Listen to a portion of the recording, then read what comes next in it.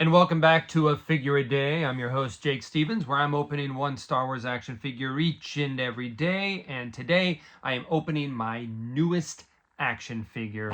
I thought we would be opening some Droid Factory figures I still needed to get off the card, but Hasbro threw me a curveball, and today we are opening Momaw Nadon, the deluxe offering that just arrived today. Affectionately named Hammerhead. I have a theory why Hammerhead is in parentheses here, even though it's on a canner card. But yeah, this is VC362, as you can see here.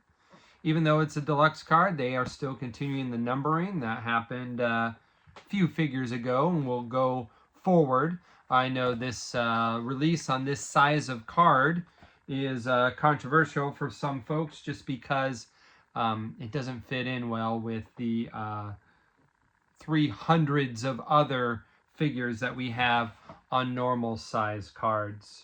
So you can see the height is the same, but when you get to the width of the card, if you're hanging these on the wall, where do these go? It's going to mess up your whole mojo, right? But this is not the first time they've done different sized cards. As we know, way back in the first round of Vintage Collection, they did the small Mouse Droid and Salacious Crumb.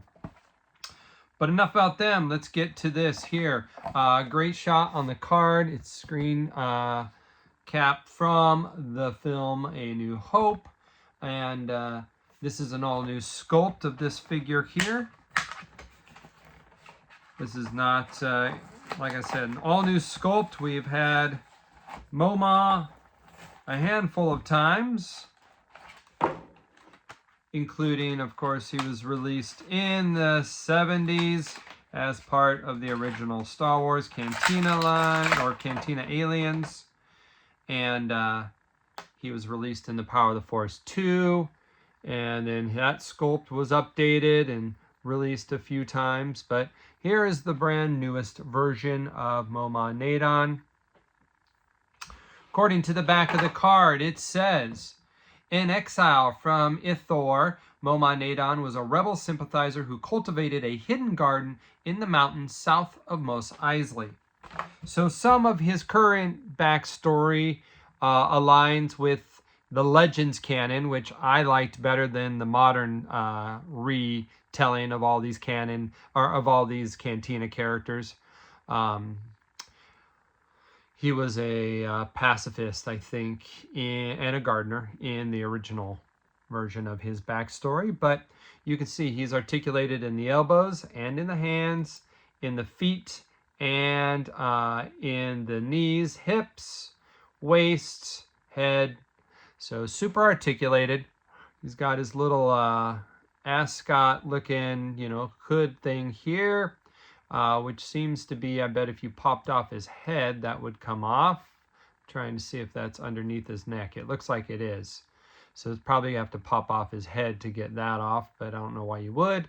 The belt does not appear to be removable, nor is the bottom of his, he's got soft goods here, which is kind of a nice touch, because that would probably be pretty easy to go with plastic here, but I'm pretty sure the reason they went soft goods is because this is meant to align with the release of the HasLab Cantina, which is coming later this year, fingers crossed. And it comes with lots of chairs, and I'm sure that he will be sitting at one because of the soft goods skirt and not the plastic one. So you can see here and here. Seems like he's going to fit just well, just perfect at a Cantina chair. He is part of Return to Tatooine. It's Hasbro's Star Wars team's kind of mini theme for this year, as they're releasing lots of Tatooine figures to go along with this set and the Cantina and the upcoming Bantha and Land Speeder and what have you, right? So he comes with 1, 2, 3, 4, 5 accessories for this release. He comes with the E11 blaster. That makes sense because that's what his Kenner figure came with. Now he does have a trigger finger. So let's see if we can make this work. Oh, his hands are pretty big, but there you go. He's got that in his hand, no problem. So there's his E11. He does come with his staff, which is part of his, background Legends character. Walking with a staff. Let's put that in the same hand here. Let's see if we can get that in here. Same hand. There we go. Not a problem. That makes him look very much like a old-timey gardener there. He does come with a glass of what might be blue milk. Who knows? But we're going to be getting many, many, many of these. Now, this doesn't appear to fit perfectly in his hand. I mean, it can go a little bit in his hand. You can see, kind of looks like he's kind of toasting somebody. So that does go in his hand, but I do think the reason for this accessory is to actually hold the cup. So he comes with a wider C grip right hand. So let's pop that out. And that's got a plug right there. And that goes right in. And I'm sure this cup is going to fit in there phenomenally. And there it is. So he's got the extra hand, which is few and far between when it comes to extra hands for Star Wars. Now, we know other toy lines get them a bunch.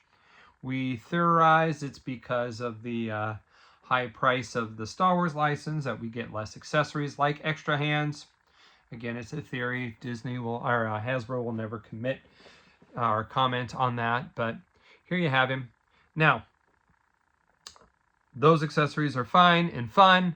I think the most excellent accessory that comes with him is this here. And why does he have this massive blaster?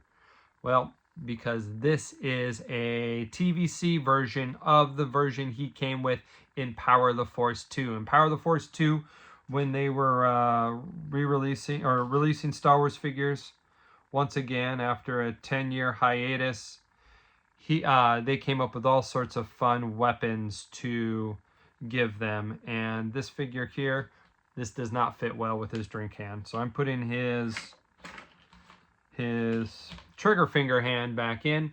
They gave him all sorts of fun accessories just for play value because it was the 90s. You know, they were also making them nice and big and bulky. So their idea was more play than screen accuracy. And Momaw Nadon came with this blaster. And you know what? I'm having a kind of a hard time getting it look cool in his hand.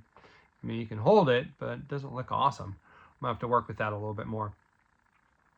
But he came with this blaster just for play value.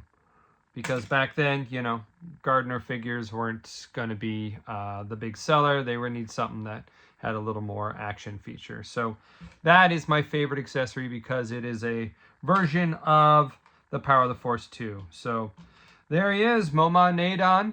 Now I have a theory of why they called him Momaw Nadon on this card back and not Hammerhead like the original Kenner. That's because I would speculate that to appease collectors, they will eventually put him out on a normal size card. But in order to do that, I think they're going to have to change this figure. And the one way that I think they can do that is by putting him, coloring this into a bluish version of his jumpsuit from the original Kenner. That way, on the pill, you can put Kenner, and collectors would eat it up because it's a Kenner reference on a Kenner card with the Kenner name. So that's a potential for a re-release down the road, but we will see. They've only done a handful of Kenner colorings for the TVC, but it'd be cool if they did more. All right, folks, that's it. That was a long one, but we got a cool deluxe figure to go over. And until tomorrow, may the figures be with you one day at a time. See you guys.